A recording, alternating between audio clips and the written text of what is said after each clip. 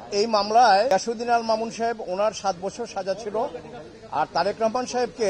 Trial court একুইটাল দিয়েছিল, খালাস দিয়েছিল। ওই খালাসের এগেনস্টে দুদক আবার হাইকোর্ট ডিভিশনে আপিল করলে পরে ওই গিয়াসউদ্দিন আল মামুন সাহেবের যে সাজা ওইটা বহাল রাখেন, আর তারেক রহমান সাহেবের একুইটালের এগেনস্টে খালাসের বিরুদ্ধে যে ওই আপিল মঞ্জুর করে ওনাকেও 7 বছর দেওয়া হয়। তার এগেনস্টে আমরা অ্যাপেলেট ডিভিশনে আপিল করি এবং মাই ফ্রেন্ড মিস্টার জাকির উনি আমাদের পক্ষ থেকে মেনলি এই মামলায় ভূমিকা পালন করেন, শুনানি করেন, এবং আজকে অ্যাপেলেট ডিভিশনের full court presided by honourable chief justice, এবং উনি আমাদেরকে নির্দোষ সাব্যস্তে গিয়াসউদ্দিন আল মামুন সাহেবকে এই মামলায় খালাস দিয়েছেন। আর তারেক রহমান সাহেব যদিও এই মামলায় আপিল করতে পারেননি, আমরা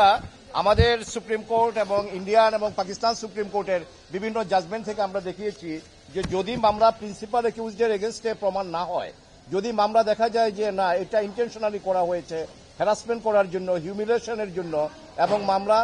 এই মামলা সাজা দেওয়ার মতো কোনো কিছু নাই, সেক্ষেত্রে কেউ যদি আপিল নাও করে কোর্ট ইচ্ছা করলে তাকেও এই খালাসের যে বেনিফিট এটা তাকেও দিতে পারেন। এই অনারেবল চিফ জাস্টিস সাহেব এবং বেঞ্চে যে সমস্ত মাননীয় বিচারপতি মহোদয় ছিলেন তারা আমাদের এই কন্টেনশনটা অ্যাকসেপ্ট করেছেন, এবং তারেক রহমান সাহেবও এই রায়ের বেনিফিট পাবেন, অর্থাৎ আমরা বলতে পারি যে উনিও এই মামলায় নির্দোষ সাব্যস্তে খালাস হয়েছেন।